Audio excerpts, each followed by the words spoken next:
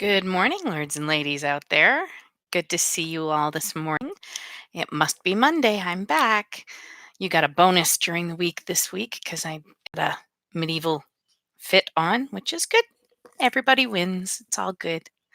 I hope you survived the hot weather. I made it through all right, thanks to my linen coif, which is up there. By the way, I was incorrect. My subscribe button will show up down there near the end of the video. And it's really teeny tiny, and I don't know why. Welcome to the great world of technology. I haven't figured that part out yet, but that's okay. We're all good. I have my coffee. I'm dressed. I brushed my hair and my teeth. I think everything is good this morning. Um, so I wanted to talk this morning about language and speech. So we've all heard people who talk about dressing for success. If you should dress for the job that you want, which spurs, of course, a lot of Batman jokes. But on a serious level, if you want to be a doctor, and you're going to an interview, wear a suit, wear a lab coat. If you want to be a programmer, golf shirts and jeans are kind of the costume du jour. If you're looking to be, a gym coach, showing up in a three-piece suit probably isn't the right thing to wear. Wearing gym shorts and a whistle around your neck might be the right thing. I think it really depends on the job that you're looking for. And speech is the same way. One of the things that we hear a lot about are different dialects. And there are times when dialects and cultural speech is appropriate, and there are times when it's not. When you are writing fiction, like I do, you're going to have characters who do not speak the way that, excuse the term, normal people speak. You're going to end up with characters who speak with accents, characters who don't speak the language that you're writing in and therefore speak in a stilted manner. Um, you're going to have characters who are uncomfortable or speak in sign language or don't speak at all. These things are part of writing dialogue and sometimes writing descriptions.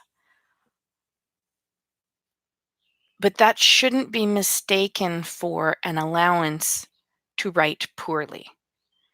Um,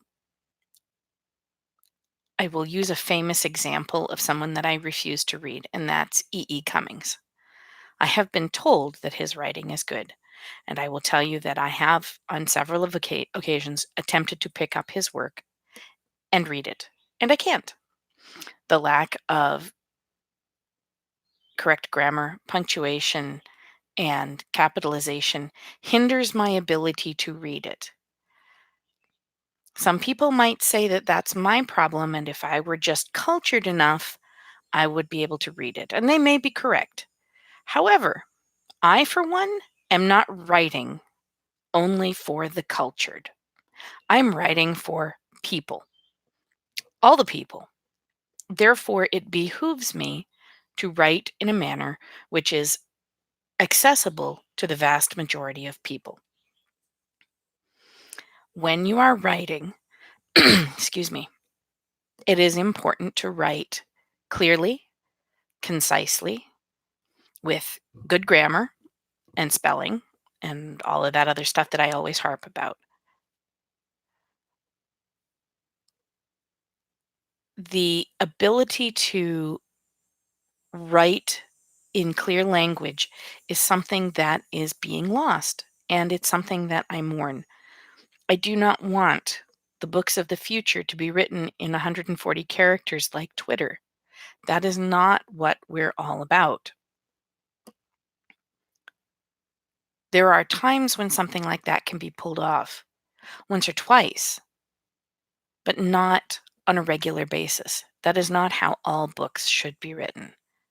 The format of books has changed. We've gone from vellum and scrolls to parchment to paper to acid free paper to the mulch that we use today. All of these things will change. But the way that words are written, spelling changes, Sometimes grammar changes, but the ability to write in what is the most modern dialect that is most widely available to the readers that you are writing for, that hasn't changed. This is the reason, for instance, why you can read an English book that has English jokes in it and you get it, but if you read a translation of a Russian book with Russian jokes, it doesn't always make sense. Sometimes they fall flat because you're not Russian and you don't understand that type of humor that is inbred into Russian culture. North America has many cultures in it, but everyone can recognize basic English or should be able to. While English is not the official language of America, it certainly is the most widely spoken language, and it's certainly the language which our documents are written in, our street signs, the labels on our packaging, etc. It is the closest thing to an official language that is in this country. As writers, it's important for us to recognize that and to use it to our advantage. Even fiction that contains vast amounts of dialogue written dialectically can still be written well. And if you would like examples of this, I point you towards some of Heinlein's novels. Um, uh, just because I've been talking about it a lot lately. Farnham's Freehold is one of the books that I recommend people read. It's a wonderful post-apocalyptic book that always makes my heart sing. And if you read the second book, you should catch some little Easter eggs if you've read Farnham's Freehold. Um, you'll see some Easter eggs in Bloodwater. So there, now you have a reason to go out and buy it. In Farnham's Freehold, Heinlein has characters who speak in dialect. They use words and phrases that are not easy for us to understand, and we have to understand them in situ. You have to read the story in order to understand what the words mean. But the reason that that is able to be pulled off is because all of the descriptive stuff that brackets that dialect and that dialogue is written in language that is very basic and easy for everyone to understand. Um, Another one that's out there, which actually might be available free on Gutenberg Press, is Uncle Tom's Cabin. There are huge sections of Uncle Tom's Cabin that are written in what is purported to be early Black dialect. It's not easy to read. It is, you have to kind of read it out loud and sound it out sometimes, but it's possible to get through it. But we can do that because the words that bracket that dialogue are just English, the simplest form of English that was available to everybody at the time. And therefore, we can still read it today, even though it's more than 100 years old. This is the goal as a writer. If you're writing fiction and you want people to buy your book, you need to write what people understand. In Star Trek, the original series, The Next Generation, and all of the other iterations out there, we run into some fun and interesting things where um, the characters pull out what look like guns, and they turn out to be these things called phasers. Those of us who've grown up with Star Trek, we all know what those phasers are and what they can do, but I want you to think back to the very first episode, to people who had never seen anything like this before in their lives. Why did they understand what was going on in those scenes? Why did they understand the gobbledygook that Scotty was saying about hyperdrive and dilithium crystals and all the rest of that and transporter technology? The reason is because it was used in context in the script. And it was done in such a skillful way that pretty much everyone who had watched more than a few minutes of it could pick up on the basics of what was going on. And then your brain can fill in the holes. If the entire show had been written from off in left field, it would not have made it. And it certainly wouldn't still be in replay today. By the way, it's available on Hulu right now if you want to go watch it. The original, I mean, of course. The only real Star Trek. This isn't to say that your writing should be boring. This isn't to say that your writing should be elementary in grade level.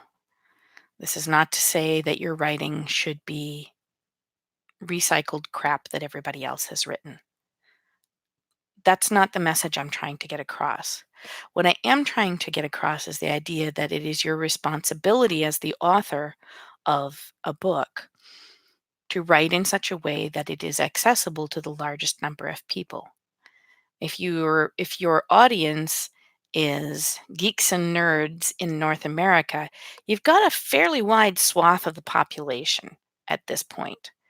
Even people who aren't dedicated nerds still read science fiction once in a while. So, and vampire novels tend to be the same way. It cuts across society.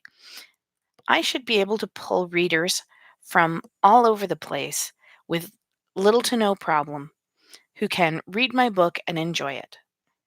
Now, I've chosen to keep my books at a fairly low reading level.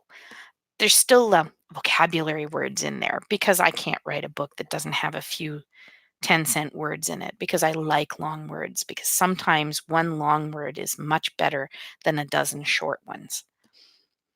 But the readability, I try to hover around 4th and 5th grade level. And why is that? Because that is the level that is recommended for novels when it comes to readability. And that has to do with sentence length, the number of obscure words you use, and the flow of your work. There are apps out there that can track that for you. The Hemingway editor does a very good job of it. I think Grammarly does it as well. I'm not sure. I have not actually used Grammarly, so I can't really speak honestly about it. Writing in a simple way forces you as the author to be more descriptive, to show, not tell, unless it's appropriate to tell, and to stretch your own author legs, because that's really important. Taking the story and putting it on the page, that's sometimes the hardest part. But I find that doing the word vomit, for instance, during NaNoWriMo, I can pop out 50,000 words in November without breaking a sweat at this point. I have very little problems getting the book out on paper. But for instance, right now, I have a problem with Bloodwater, and I'm working my hiney off trying to fix it. And I've pulled in an editor because I'm not doing so great. There's something missing, and I can't identify it. I need another set of eyes on it. I'm not giving up, though. I'm going to continue to work hard to get the finished book out to you. The storyline is there, but the editing is not complete. And it's up to me to take the crap that I wrote last November and turn it into a readable novel for you to have next month sometime. It behooves me to do that well. I believe that it's important to improve one's craft on a regular basis. So I keep struggling and working, and I hope that you will too. It is 15 minutes here. I think I'm going to try and keep it fairly short. I know sometimes I ramble on, so I'm going to let it go. But I hope you have a great week. I'm away at the Massachusetts Ren Fair next weekend, this weekend coming up and the weekend after. So for the next 2 weeks, I will be at the Living History corner of the fair with the live steel fighters. Feel free to drop by. You've seen me in my veil before, so you know what I look like. That'll be basically what I'm wearing. Um, look for the plaid. I'm almost always in plaid because I kind of have a thing for it. Um, but stop by. Come talk to me. If you let me know in advance, I can have books with me, but I probably will not bring them unless I am asked to. But if you have a copy of the book and you would like me to sign it, you may certainly drop by. I will happily sign it, and I will try and sell you up on the reenactors cookbook that I'm working on as well. You can come by, see the food that we're cooking, learn a little bit about history, and enjoy yourselves. So I'll see you guys soon, I hope.